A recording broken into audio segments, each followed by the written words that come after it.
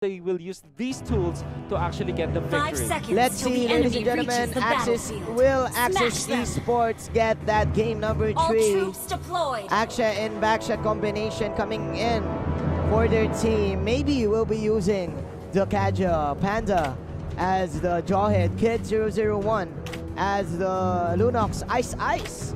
We'll be using the Kadot Kaja and Ace 007 as a carry. Axis Esports on the red side this time, initiating with the Gadokaj, with actually the Grok, but the Grok will have to flicker away.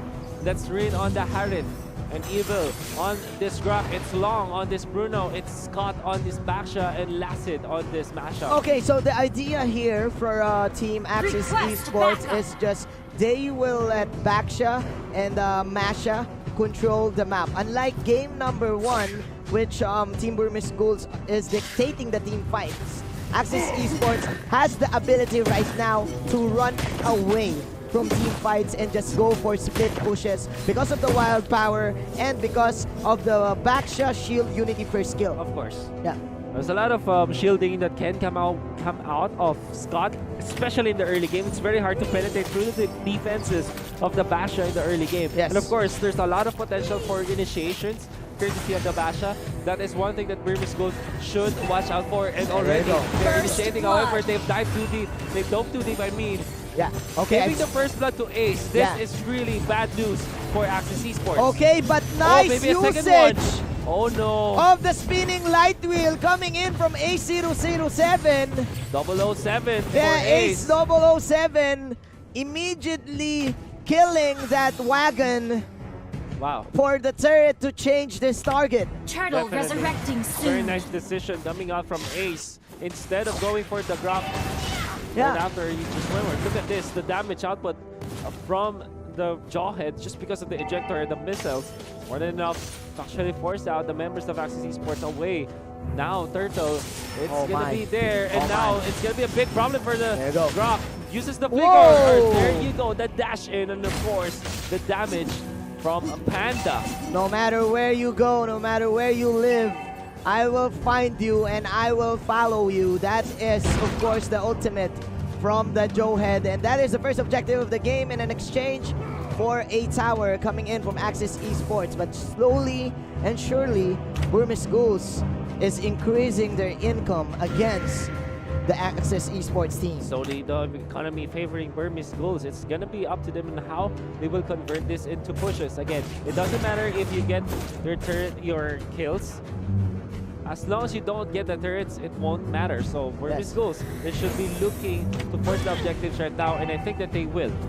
They will definitely do it, as they are forcing out the mid lane tower. The second round of objectives is now here. Here we go. A007 is on a killing spree. That is a disaster, and that is an invade from both of these carries, ladies and gentlemen. Very nice movement from Burmese Ghouls. Instead of answering the top lane push with the Harith, they know that they will not be able to push that because of the Jawhead. They That's just it. invaded on the blue box. And again, with the damage output that they have, Yes. and the early advantage that this carry has, there's just way too much true damage and HP-based damage that even the Baksha and his defenses cannot stand against this carry and Yeah. this Lunox. I just can't get over about what happened with A007 right there in the bottom lane. That was just basic MOBA. Just clear out the wave Clear out the and then wave. let the tower do the work. And because of that, it negated the rotation that Axis Esports wanted. On Yeah. the middle, there's already a push. Bottom, there could be another push here, and it will be there. Burmese Ghouls already securing 2 Turtle turrets, resurrecting and they soon. will now move towards a turtle. There you go. Panda is actually doing a good job in dealing with the smash. I look at this tower, it's still very healthy.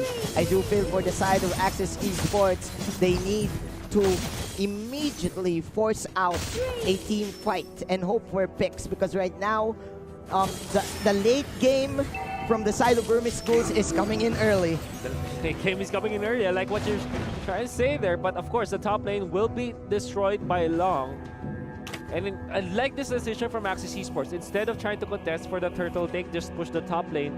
It's a fair trade if you think about it, and Burmese Ghouls, at least, I mean, AXISESPORTS at least will not make the deficit far too long, far too big, I would say. Yeah, there you go. But four of these four heroes from BURMESE GHOULS is rotating up in the top lane.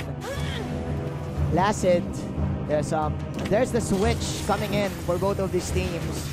Trying to control each lane. There you go. 3-man spear coming in from the Grok. That is the ultimate from Mr. Scott.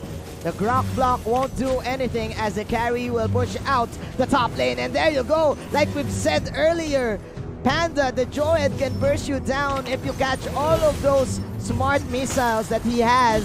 5-1 is the score, and Team BURMESE GHOULS is still controlling tempo. Oh my goodness, they even took down the Masha with a solo kill. That is how strong this Joyhead is. Yes. A surprise pick coming in. Very surprising pick in there. Now they take out the Harriet as well up top. The control from the Gadokacha is just way too good. Yes. And my goodness, BURMESE GHOULS showing a lot of pocket strategies in just their first game and showing us how they've mastered it so well. This Joyhead is so much of a problem for AXISESPORTS. Crowd control is the name of the game for BURMESE GHOULS right now. You have the Unbreakable, you have the Iron Fist, you have the Divine Judgment, you have the Ejector and the Wild Charge. Soon. The A007 and Kid 001 will just go for the basic attacks. That's their job. That's the most basic of them all. And they will go for the third objective, which is the turtle. This is clearly a dominating performance for BURMESE GHOULS. What can AXISESPORTS do? Well, the first thing that they can do is to activate their split push strategy by having the Masha. But by activating, there's a lot of checkboxes that they need to tick first. For example, they have to find their buffs on the Harriet first.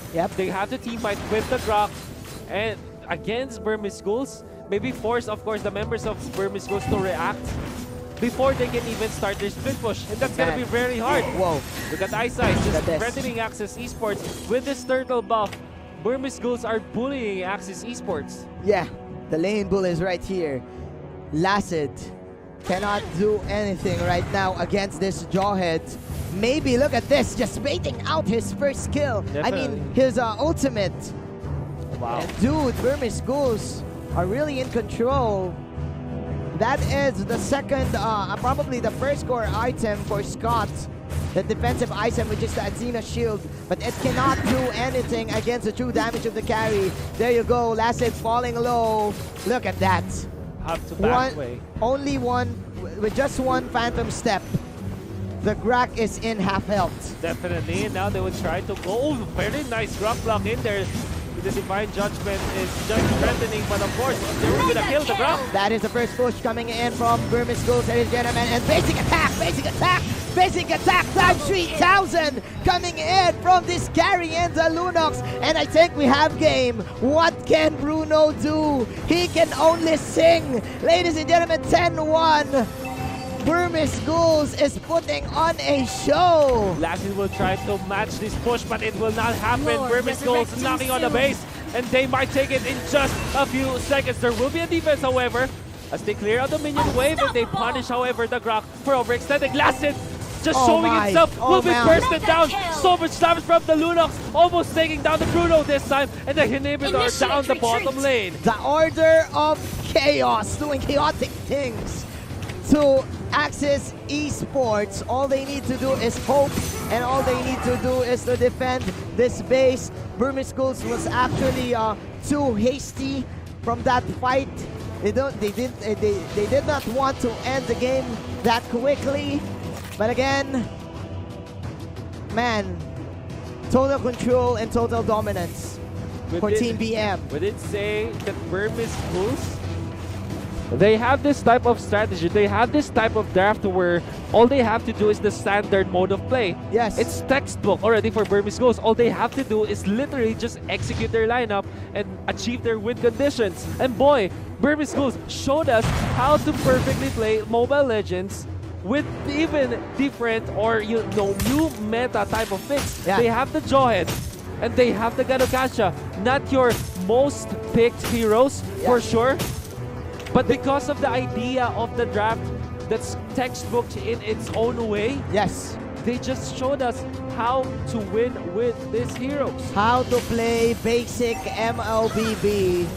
And of course, Jawhead is the hero to look out for Team BM, Burmese Ghouls. So sorry, BMG.